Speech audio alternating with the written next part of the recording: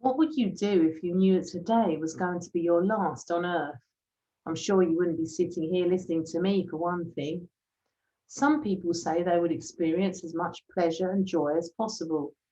Many say they would spend the precious time with family and close friends. Others think they would phone a friend they hadn't spoken to for years. Some say they would check their money was kept safe for their family, some that they would spend every penny themselves, and others that they would give it away to a poor stranger. There is some discussion about forgiving somebody who had hurt them before it's too late. King Balthazar, who we meet in Daniel chapter 5, is living his last day. We are suddenly introduced to him as one of the successors of King Nebuchadnezzar, although probably not his son historically. But by the end of the chapter, Balthazar is gone. Maybe he and his court knew that enemy forces were about to invade, kill him, and take over his kingdom, and he decided to have one last party. Maybe he is drowning his sorrows with the philosophy of the people in Isaiah, saying, "Let us eat and drink, for tomorrow we die." Or perhaps it just seemed to him a day like any other, until the writing appeared on the wall and Daniel translated it, spelling out the king's doom. Just as we saw in chapter 2 of Daniel, when Daniel interpreted Nebuchadnezzar's dream, the wise pagan men of the court, despite their learning, can't fathom it. Only Daniel's God can bring true knowledge, telling the king of the kingdoms that will follow his, right up until God's everlasting reign. Again, in chapter 5, the God of the Hebrews, through Daniel, tells Balthazar of his fate, just as those in Nebuchadnezzar's court had gods who do not live among men and wouldn't help them, so Balthazar's gods of silver and gold, of bronze, iron, wood, and stone cannot see or hear or understand. Unlike Daniel's God, who holds in his hands the king's life and all your ways. The king's gods are blind, deaf, and powerless. The Hebrew God is close, intimate, and powerful. So just as we saw with Nebuchadnezzar, that there was no help to be found from the pagan gods and the astrologers couldn't interpret Nebuchadnezzar's dream, so we see again the powerlessness of the gods worshipped by Balthazar and how they can't bring interpretation for the writing on the wall, whereas the Hebrew gods, Daniel's God, um, can interpret both the dream and the writing on the wall. The writing on the wall tells Balthazar three things. Firstly, God has numbered the days of your reign and brought it to an end. Secondly, you have been weighed on the scales and found wanting. Thirdly, your kingdom is divided and given to the Medes and the Persians. Not a happy message. So his reign is going to end. His weighing has been found wanting, and his kingdom is going to be divided amongst his enemies. So, how has God found Balthazar to be wanting? Daniel explains it to him. This particular evening, the king had ordered for the goblets taken by the previous king from the Hebrew temple to be used as drinking vessels for him and his wives and concubines. This is not only an act of sacrilege, but also demonstrates the king's pride and arrogance. Daniel points out that Balthazar has put himself above God, unlike Nebuchadnezzar, who became humble and recognized the sovereignty of God in the end. Daniel himself shows humility by refusing the grand clothes and exalted status that Balthazar offers him. So the problem here is the king's pride. So he's gone and taken these precious Hebrew goblets from the temple and he's drinking out of them, just having his party with them. And this is an example of how proud he is, unlike Nebuchadnezzar, who eventually was humbled, as we saw in previous chapters. C.S. Lewis calls pride the great sin, worse than any other, causing misery and enmity, he says. He argues that pride is competitive and always makes people think that they are better than somebody else. He says that evil is quite happy for people to give up other sins and replace them with pride instead, thinking how great they are for mastering other failings. We see how Balthazar thought he was better than everyone else because he was a king. Lewis writes of the danger posed even to Christians by pride. He says, whenever we find that our religious life is making us feel that we are good, above all that we are better than someone else, I think we may be sure that we are being acted on not by God, but by the devil. The real test of being in the presence of God is that you either forget about yourself altogether or see yourself as a small, dirty object. It is better to forget about yourself altogether. End of quote.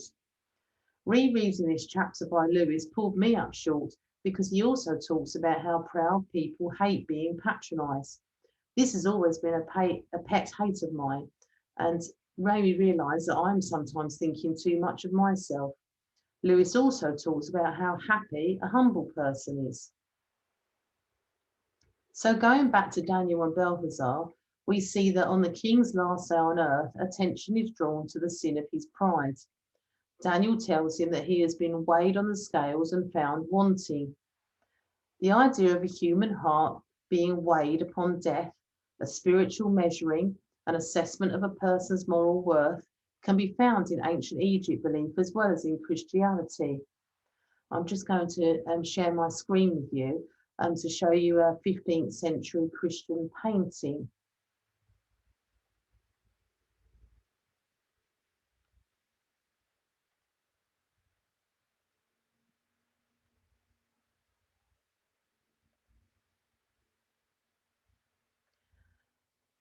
So here we have St. Michael weighing souls from The Last Judgment by Rogier van der Weyden, around 1445 to 50. And I'm not sure how biblical this is, but we have the figure here of Michael weighing people up on the scales. We've got one either side here, and I presume this is Jesus above, looking down.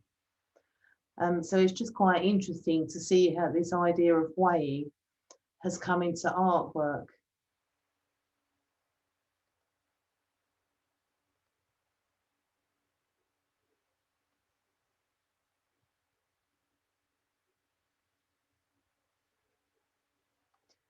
In the first book of Samuel, Hannah prays, "Do not keep talking so proudly, or let your mouth speak such arrogance. For the Lord is a God who knows, and by him deeds are weighed." So we see that idea of weighing does come from the Old Testament. God can see people's inner thoughts and motivations and will make a judgment on each person accordingly. There is also something here about life on earth being transient, temporary. Just as Daniel says to the king that God has numbered the days of his reign and brought it to an end, so David in Psalm 62 says, "Low-born men are but a breath, the high-born are but a lie. If weighed on a balance, they are nothing. Together they are only a breath." All Balthazar's riches will pass away. In death, he will be equal to a poor man. So we see that idea of the scales again, that the scales even out the rich and the poor, that all of them will weigh very little at the end of things. Psalm 90, attributed to Moses, says, the length of our days is 70 years, or 80 if we have the strength. They quickly pass and we fly away. Teach us to number our days aright, that we may gain a heart of wisdom. We learn that life is short and we should choose carefully how we spend it. Ecclesiastes also reflects on the shortness of life. Solomon advises, a man could do nothing better than to eat and drink and find satisfaction in his work. This is from the hand of God, for without him, who can eat or find enjoyment? We should make the most of life, focusing on God. In the Gospels in the New Testament, we see similar teaching about the shortness of life and how to live it well. Humble Mary, the mother of Jesus, sings that God has scattered those who are proud in their innermost thoughts. He has brought down rulers from their thrones, but has lifted up the humble. It is another warning for the arrogant and powerful. Jesus himself declares that the first will be last. In Jesus' parable of the rich fool, A proud farmer stores up all his goods just to die that night, just as Balthazar revels in his wealth and power and is then killed. The Apostle Paul quotes the people in Isaiah who say, "Let us eat and drink, for tomorrow we die." They were acting as if nothing they did in this life mattered. But for Paul, Christ's resurrection makes all the difference. Because Jesus rose again, Christians should live for him. What we do in this life counts. Jesus said, "Heaven and earth will pass away, but my words will never pass away." We trust in an everlasting God. So we've got this idea right through the Old and the New Testament about the shortness of life and living it in a certain way, and not to be proud, to avoid pride. So what does the writing on the wall for Balthazar say to us today? Firstly, all our days are numbered. Life in this world will come to an end. We should live them to the full now and live them well. Secondly, God will weigh us all. We will be judged by him. So the life we live and the way we behave matters. Let us avoid the sin of pride. Thirdly, our kingdom will be taken over by others. Whatever we have in this world is only temporary. Any possessions or power we have will not remain with us forever. We will go to meet God naked as the day we were born. So these three instructions that come, these three messages that come in the writing on the wall, show us that our days are numbered and we should live well now. It shows us that we will be judged by God, so the way we behave matters now.